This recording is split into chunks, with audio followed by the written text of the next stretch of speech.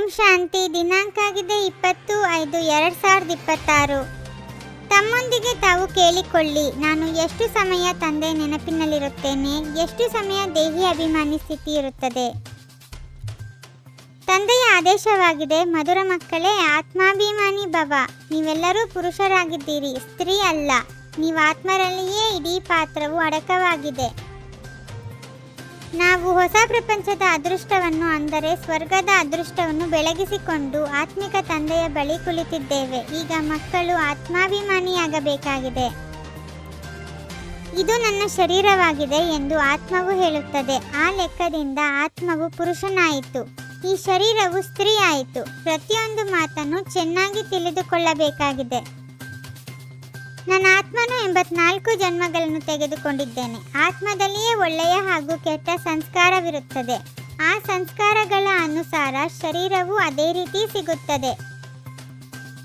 ಜನ್ಮ ಜನ್ಮಾಂತರ ಲೌಕಿಕ ತಂದೆಯನ್ನು ನೆನಪು ಮಾಡಿದ್ದೀರಿ.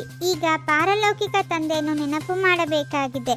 ತಮ್ಮನ್ನು ಪದೇ ಪದೇ ಆತ್ಮನೆಂದು ತಿಳಿಯಬೇಕಾಗಿದೆ.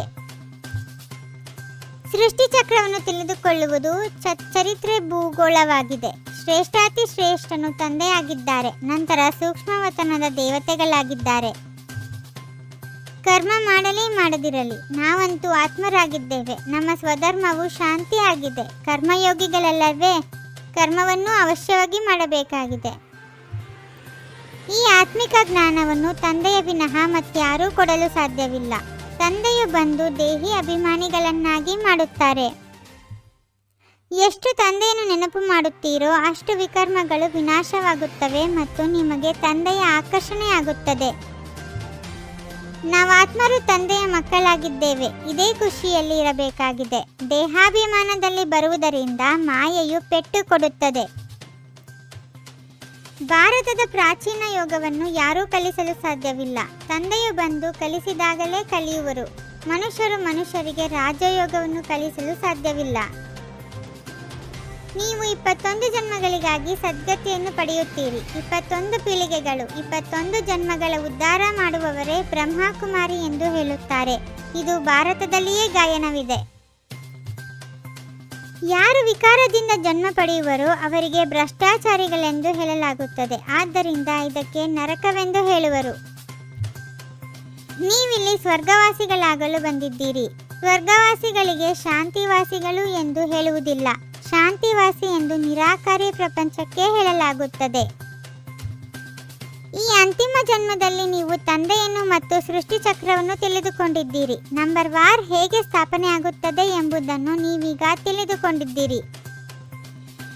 ಜ್ಞಾನವನ್ನು ಚೆನ್ನಾಗಿ ಧಾರಣೆ ಮಾಡಿಕೊಂಡು ಆತ್ಮಾಭಿಮಾನಿಗಳಾಗಬೇಕಾಗಿದೆ. ಇದೇ ಪರಿಶ್ರಮವಿದೆ. ಇದೇ ಉನ್ನತ ಗುರಿಯಾಗಿದೆ.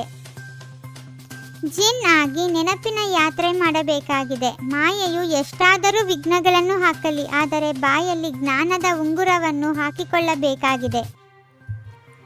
ಮಾಯೆಯಿಂದ ಬೇಸರವಾಗಬಾರದು. ಒಬ್ಬ ತಂದೆಯ ನೆನಪಿನಲ್ಲಿದ್ದು ಬಿರುಗಾಳಿಗಳನ್ನು ದೂರ ಸರಿಸಬೇಕಾಗಿದೆ. ಸಾಧನಗಳನ್ನು ಉಪಯೋಗಿಸುತ್ತಾ ಸಾಧನವನ್ನೇ ತಮ್ಮ ಆಧಾರವನ್ನಾಗಿ ಮಾಡಿಕೊಳ್ಳುವಂತಹ ಸಿದ್ಧಿ ಸ್ವರೂಪ ಭವ. ಸಾಧನವು ನಿಮಿತ್ತವಷ್ಟೇ ಮತ್ತು ಸಾಧನವು ನಿರ್ಮಾಣದ ಆಧಾರವಾಗಿದೆ. ಆದ್ದರಿಂದ ಸಾಧನೆಗೆ ಮಹತ್ವ ಕೊಡುತ್ತೀರೆಂದರೆ ಸಾಧನೆಯು ಸಿದ್ಧಿಯನ್ನು ಪ್ರಾಪ್ತಿ ಮಾಡಿಸುತ್ತದೆ. ಯಾವುದೇ ಬಲಹೀನತೆಯ ಅಂಶವಿದ್ದರೆ ವಂಶವೇ ಉತ್ಪನ್ನವಾಗುತ್ತದೆ ಹಾಗೂ ಪರವಶರನ್ನಾಗಿ ಮಾಡಿಬಿಡುತ್ತದೆ. ಓಂ ಶಾಂತಿ. 21 ಜನ್ಮಗಳಿಗೆ 21 ಪರಮಾತ್ಮನ ಮಹಾವಾಕ್ಯಗಳನ್ನು ಆಲಿಸಿ ಹಾಗೂ ನಿಮ್ಮದೇ ಆದ ಈ ಚಾನಲ್ಗೆ ಲೈಕ್ ಮಾಡುವುದನ್ನು ಮರೆಯದಿರಿ.